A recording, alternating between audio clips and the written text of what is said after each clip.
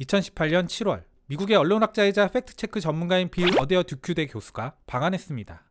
그의 일성, 팩트체크의 활성화는 정치인들의 거짓말을 줄입니다.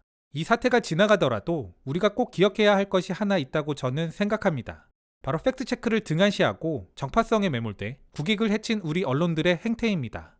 오늘은 이 감염병 사태 속에서 언론과 정치가 어떻게 방해가 됐는지 이를 지적한 포린폴리시 기사를 소개드려 볼까 합니다. 제목은 한국의 감염병 확산. 한국 내 확진자가 급증하던 때쯤 발행된 기사로 그 원인에 대해 분석했습니다. 미국의 외교 전문 매체는 포린폴리시, 포린 어페어스 이 두 곳이 가장 영향력이 있는데요.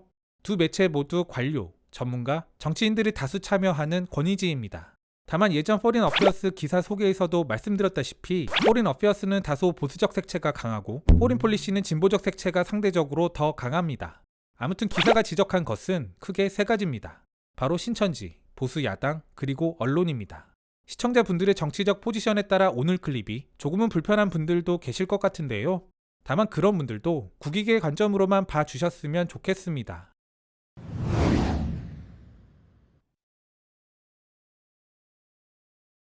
초기 한국은 이 감염병을 효과적으로 통제하고 있는 것으로 보였다.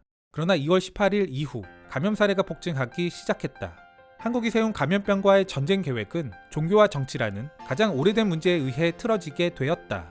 한국은 2019년 11월 초 앞으로 닥칠 수도 있는 새로운 감염병 사태를 미리 준비하고 있었다. 어떤 병이 유행할지 알 수 없던 채로 한국의 질병관리본부는 모든 유형의 신종 감염병을 체크할 수 있는 독창적인 방법을 고안해냈다. 이는 기존에 알려진 균주들이 검출되지 않는다면 새로운 감염병이라 판단하는 방식이었다. 이번 감염병이 발발한 첫 4주 동안 한국은 투명성을 높이면서도 적극적으로 대응하기 위해 첨단 기술을 적극 활용했다. 신용카드 사용 내역 추적, CCTV 영상 확인은 물론이고 중국 등 위험 지역에서 입국하는 사람들에게 건강 상태를 매일 보고해야 하는 앱을 다운로드시켜 그들을 체크했다. 감염자들의 동선은 영화관의 좌석 위치까지 디테일하게 공개됐다. 이런 공개 방식은 사생활 노출에 대한 논란이 있기는 했지만 대중의 불필요한 패닉을 예방하는 데 많은 도움이 되었다. 2월 17일까지 한국의 환자 집계는 30명으로 사망률은 제로였다.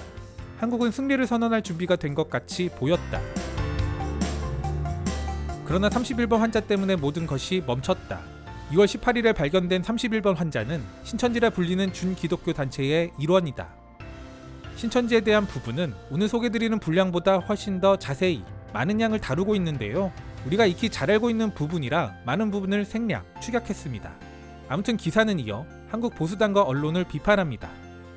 이런 상황에서 한국의 보수당과 언론사 편집국의 보수주의자들은 이 상황에 그다지 도움이 되지 않았다. 한국의 보수파는 중국에 대한 완전한 여행 금지를 정부에 요구했다. 보수당의 황교안 당대표는 2월 24일에 이렇게 말했다. 우리는 다시 한번 중국인 입국 금지를 강력히 촉구합니다. 그것이 사실상 유일한 해결책이기 때문입니다. 같은 날 한국의 보수신문인 중앙일보에서는 중국서 오는 외국인 입국 전면 금지하라 라는 제목의 사설을 일면톱에 올리는 이례적인 신문 발행을 했다. 현 정부에 대한 한국 보수파의 주요 공격 포인트 중 하나는 중국 정부에 너무 부드럽다는 것이었다.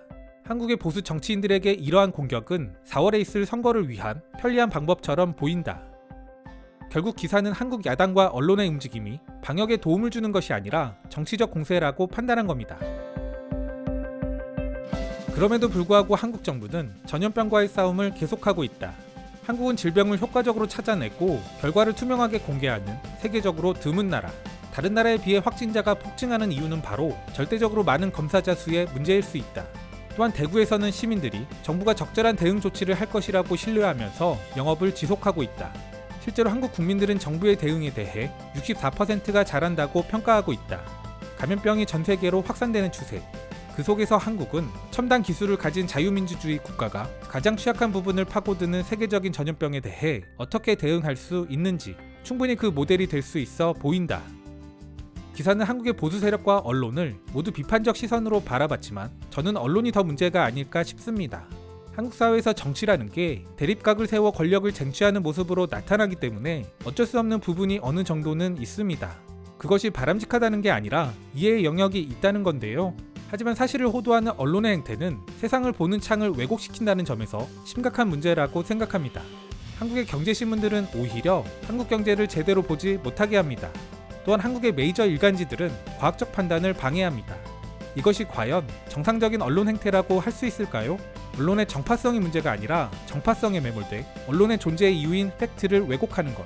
한국 언론의 영향력이 줄어든 이유는 어찌 보면 그들 스스로 자초한 것이 아닐까 싶습니다.